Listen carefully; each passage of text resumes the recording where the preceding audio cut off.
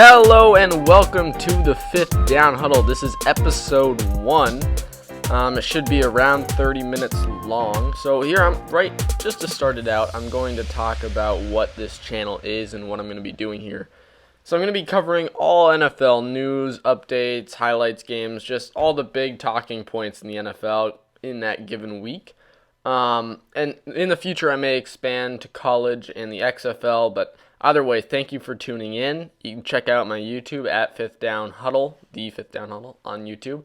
I will post, so what I like to do is I like to post the entirety of the podcast on the podcasting website and on YouTube, and then I post snippets of like each topic. Say I do 10 minutes on the Patriots, 10 minutes on Dak Prescott, 10 minutes on the Steelers. Then you would see on YouTube a 10-minute video about the Patriots, a 10-minute video about Dak Prescott, etc.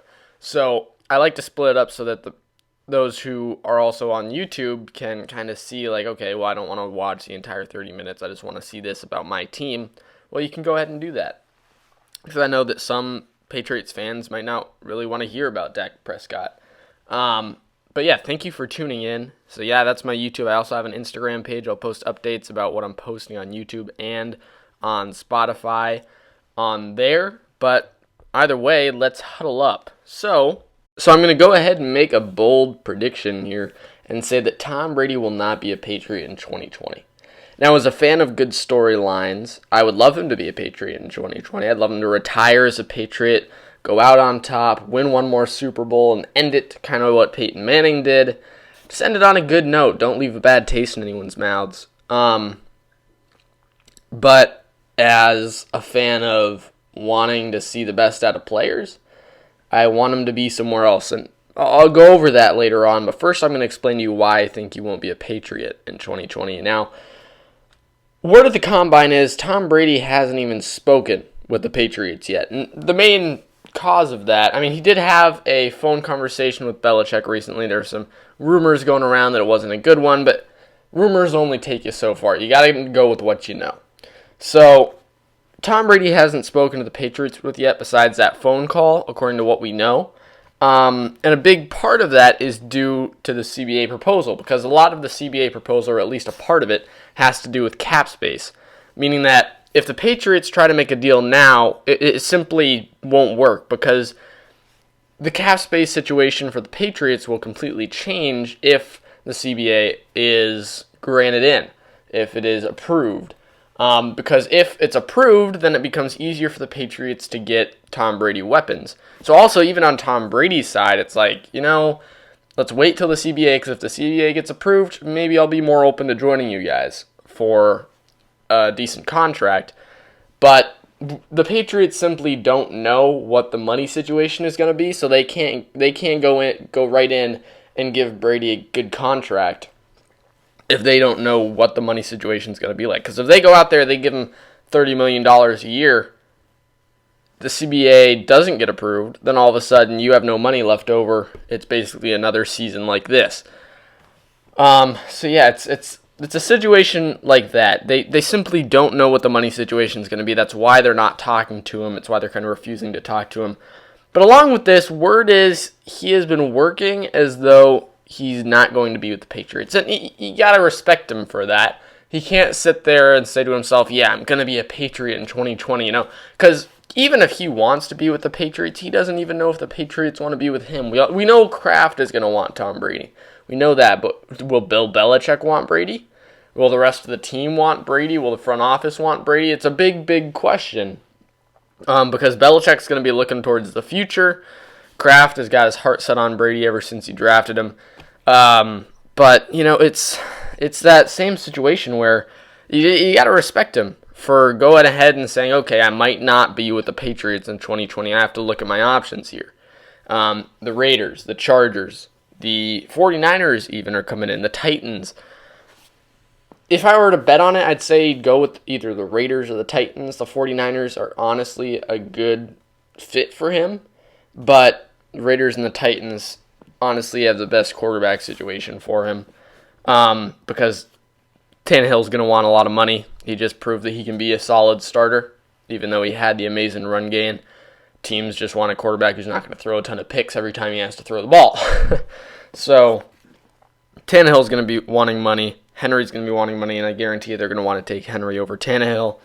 But yeah, Tom Brady, I bet that he's going to go to one of those teams if I had to.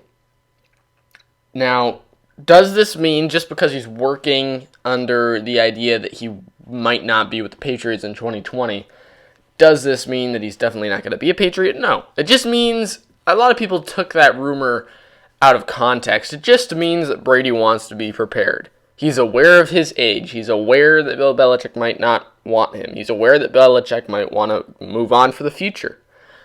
Brady is aware of where he sits, among other quarterbacks as well. He's aware that asking for a lot of money is going to be a big thing. He's aware that the Patriots might want to spend a ton of money on offense. So he's getting himself ready for the situation where he needs to go somewhere else, which you got to respect him for. But yeah, he's not saying, I'm not going to be with the Patriots. I'm going to go ahead and look at other options before the Patriots. No, he's just talking with these other teams. I don't think he's talked to many other teams yet, but he's giving these other teams a chance to voice their contract deals to him, because I'm sure number one in his heart is the Patriots. I mean, he's been with the Patriots forever. But if a team offers him a deal he simply can't refuse, a lot of money and weapons, he's going to take that. And that's something I think the Raiders or the Titans could offer. So yeah, with the Patriots, it's really about whether or not they can win without Brady.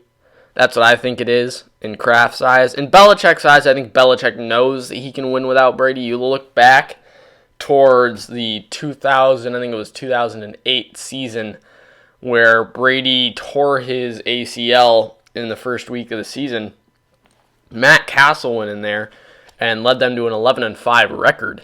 11-5. And I mean, yes, they didn't make the playoffs, and that's why a lot of people don't talk about that season, because, well, Patriots didn't make the playoffs because they didn't have Tom Brady. Well, they went 11-5. If that 11-5 record would have got them into the playoffs, who knows? If they won the Super Bowl, Brady's whole legacy right now would be in jeopardy. Because, hey, Matt Castle did it over there. How are we so sure you can do it? But yeah, you know, it's interesting. Because I think Belichick knows that he can win without Brady. And I think he's not too afraid to let Brady go because of that. And I think Brady also knows that, which is, again, another factor as to why he's allowing these other teams to talk to him, because he knows he's not the number one option. He is the number one option, but he knows that if he wants a ton of money and a ton of weapons, he most likely won't be able to get that in New England. Now, another report out of the Combine that goes along with this is that the Patriots won't tank for a high draft pick. A report came out that the Patriots will not simply roll over and tank for a high draft pick like many other teams do when their star quarterback goes out. And that's just really interesting to me because, again, it proves that Belichick is ready to win without Brady. It proves that he says, we can bring in some random free agent quarterback, like maybe even Tannehill, and we can win. We can win games. We can win a good amount of games. And we can make a run for the Super Bowl as we do every year.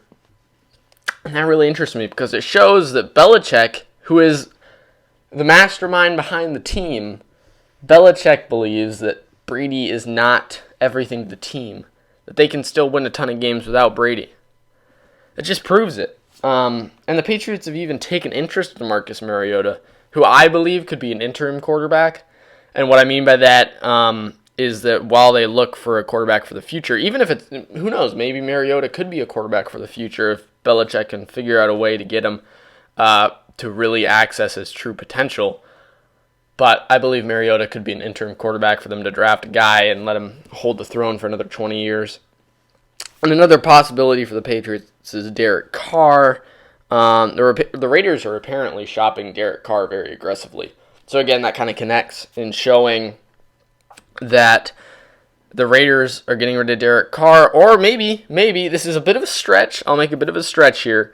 The idea that the Raiders are shopping Derek Carr aggressively because they believe that if they get a deal with Tom Brady, They're going to go ahead and say goodbye to Derek Carr for a draft pick or something, draft a good weapon for Tom Brady, or trade him for a decent weapon for Tom Brady. Bring Tom Brady in, Derek Carr is out, draft a quarterback.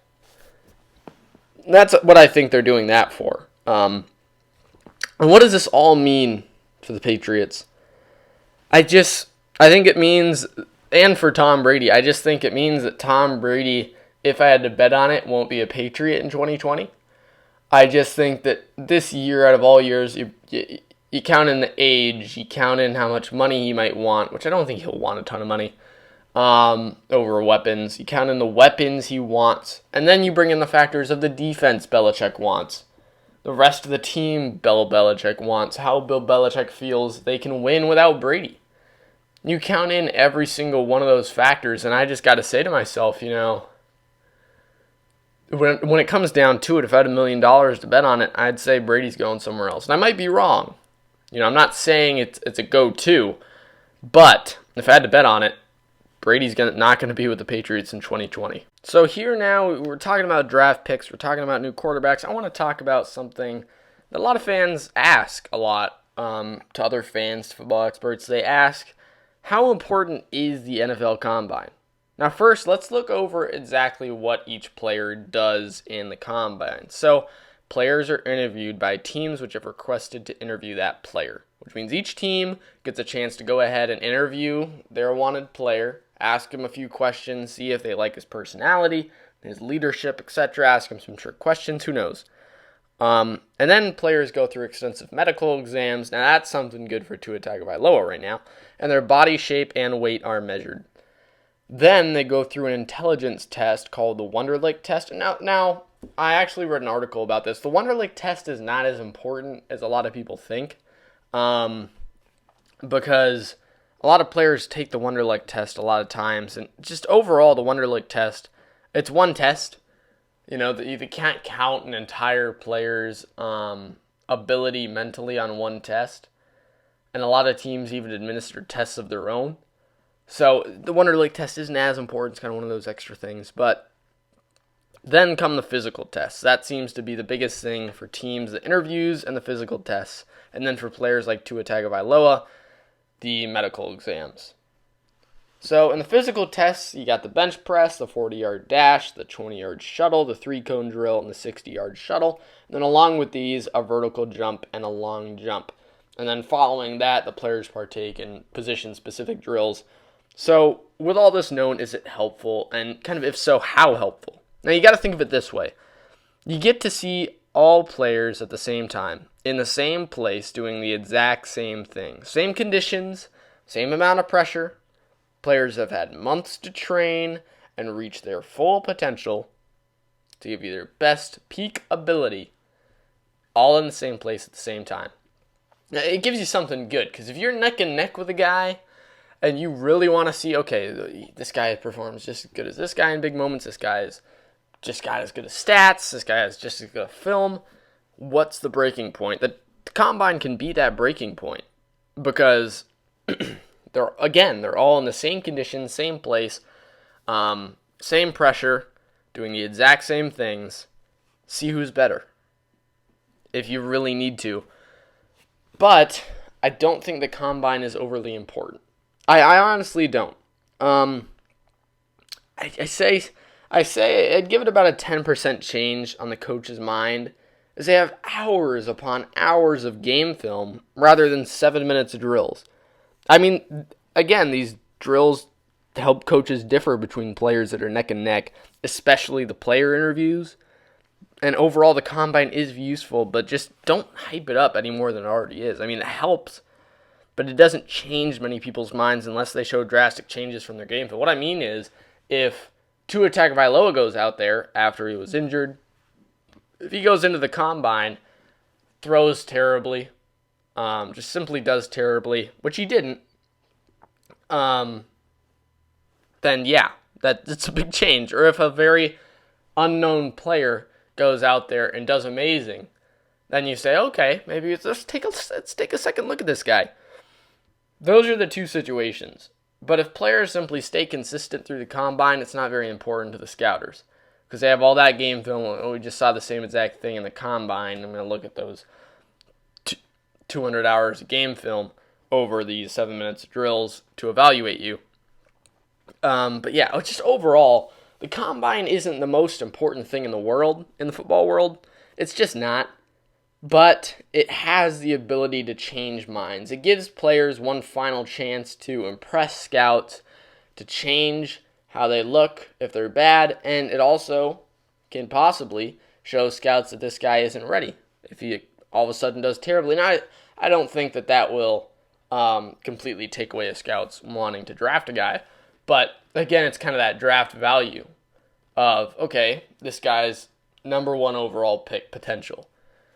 Well, all of a sudden, quarterback number 1 overall pick did really bad at the combine. But the second best quarterback did way better than anyone expected him. Let's maybe take a second look and see. And quarterback 1's player interview didn't go so well. But that other quarterback, man, he had a great interview. We love his personality, his leadership ability, potential. Let's give this a second look. Let's see if we maybe want to draft this other guy over this other guy. That's the biggest thing for me if I'm an NFL scout that I'm looking for. I'm looking for any signs that I'm drafting the wrong guys. Any signs. Or if I got 2 players neck to neck, look at any signs that I should draft one player over the other. Now, a quicker topic that I wanted to go over is Dak Prescott worth all the money and more specifically all the hype? A lot of people when we look towards Dallas, Dak Prescott wants a lot of money. So does Ezekiel Elliott, so does Amari Cooper, so do a lot of guys that got to re-sign. And Dak Prescott wants a lot of money. So, is he worth that money? Is he worth the hype? No, he's not. But, in this market, yes, he is. Now, let me go over this. He's a good, solid quarterback. He's a franchise guy. He's a system guy.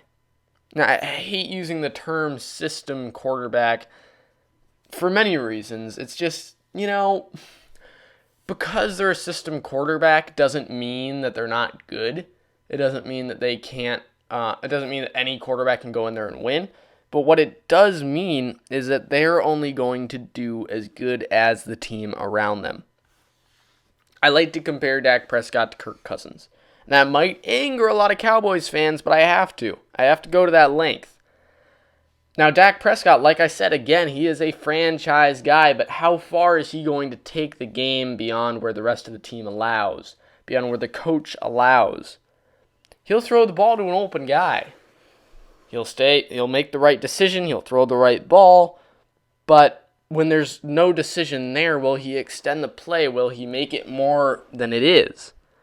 Players like Patrick Mahomes do that. Players like Lamar Jackson do that. Like Russell Wilson. Those guys make those plays. And that's why they're going to get paid tons of money once their rookie contracts are over. But, Dak Prescott isn't that. He just isn't. You can't convince me that Dak Prescott is worth the same amount of hype as these other quarterbacks. That is worth even near the amount of hype. Now, a lot of people will say, well, if Dak Prescott's a system quarterback, he's not worth all the money, then why does Brady get all this hype as the greatest ever? Because Brady doesn't extend plays, right? He doesn't run around in circles and throw the ball as far as he can and connect on a perfect pass. No. But the difference between a guy like Brady and a guy like Patrick Mahomes is that Brady does it before the play happens. Meaning, if it's not there, Brady's going to go ahead and make a play adjustment because he is one of the best, if not the best in the NFL right now in the quarterback position at reading defenses. He is. And Dak Prescott, he might be able to read the defense, make a few play adjustments every now and then, but I guarantee Dak Prescott's not going to extend the play. Now, maybe someday, maybe he can develop into that. But right now, in this moment, he is not worth all that money. Under that set of rules, that set of analyzation, per se. But when you look at the quarterback market right now, the player market even, when you look at what solid franchise quarterbacks are getting paid like Kirk Cousins, like Jimmy Garoppolo, then yes, he's definitely worth the money. Definitely is. He's just as good as those guys, if not better. And sure, he should get paid the same as them if they're getting paid that much. But as a whole, do I think those players should be getting paid that much? I don't think so. I do not think so. They're just a lot of people. I hate to say this, but a lot of people overestimate quarterbacks on a good team. They just do. You look at Dak Prescott, he has a great team around him. He really, really does. Let's put Kirk Cousins on the Redskins. Today's Redskins. Let's put Kirk Cousins on the Miami Dolphins right now. Let's put Dak Prescott on the Miami Dolphins. And let's see how good they do. I guarantee you they won't have nearly as good a numbers as they have now. Because they are quarterbacks who do just as good as the team around them. I'm not saying they're not good. But again, it's that factor between elite and franchise. There's kind of the tiers of quarterback. There's just bad. There's okay, might be a starter someday. There's franchise, or there's good, can play the game. And then there's franchise, good quarterback, starter. Franchise guy, keep him as your quarterback, pay him the money. But then there is elite. And that's a whole nother level. Don't call Dak Prescott an elite quarterback because he's not an elite quarterback. I'm not saying, Cowboys fans, that he's not a good quarterback. He is definitely a good quarterback. He can throw the ball well. He can evade pass rushers. He can do it all. But he will not extend the play in the biggest moments. He just won't. Not today, anyways. Maybe in the future. Maybe. But as of today, I do not think he is an elite quarterback. And again, my mind might change in the near future if he develops. But until then, in my eyes, Dak Prescott, he's not worth all the hype, but in this quarterback market, he is worth the money. He definitely is. Now, he's a good franchise guy. Really is. But he's not much more than that. Okay, so the last thing I wanted to go over today was Jameis Winston. He threw 30 touchdowns, 30 interceptions, and a lot of people are saying, geez, why do the Buccaneers still have Jameis Winston? Should he stay or should he go? Honestly. Well, here's my take. I think that if Jameis Winston, if he wants a ton of money, if Jameis Winston says, hey, pay me a ton, pay me Dak Prescott money, no, do not. Don't go that far. Don't give him that money when he's still throwing 30 interceptions. Give him that money when he's throwing 30 touchdowns and 10 interceptions. That's when you give him that money. But right now, what the Buccaneers should do is keep Jameis Winston for a low amount of money. Say, look, man, you're not worth $30 million to us right now. You're just not. And find a guy who can develop him well.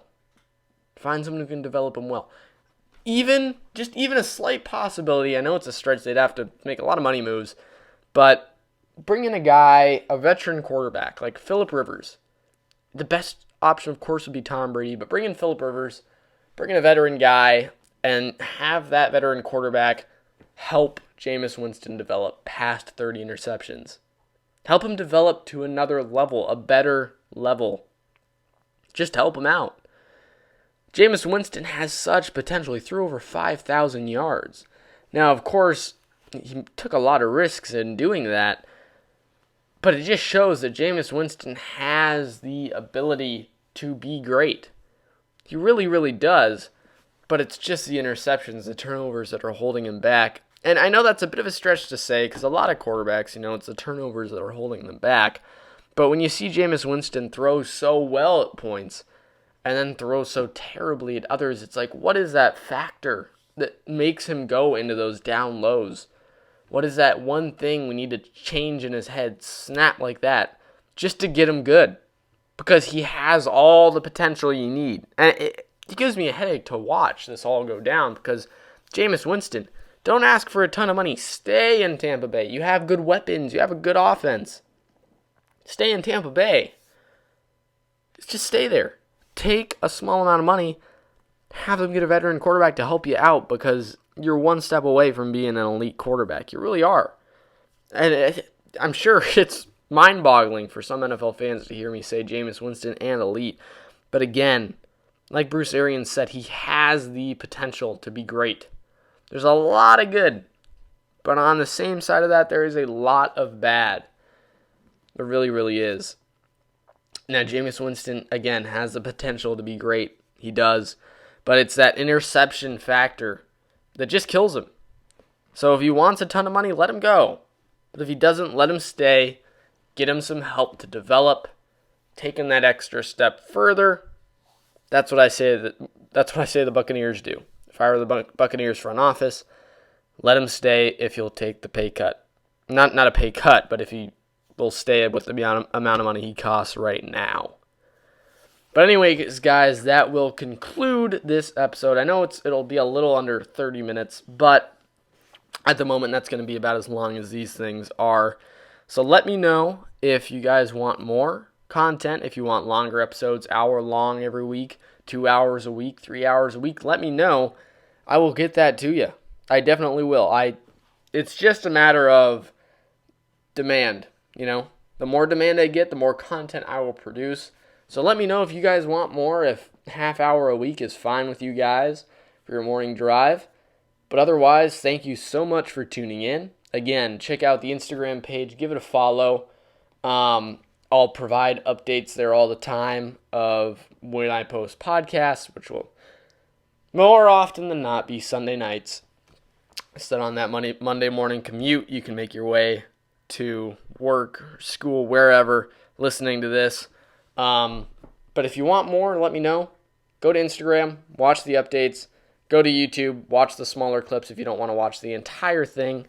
But either way, thank you so much for watching, and I'll see you next time.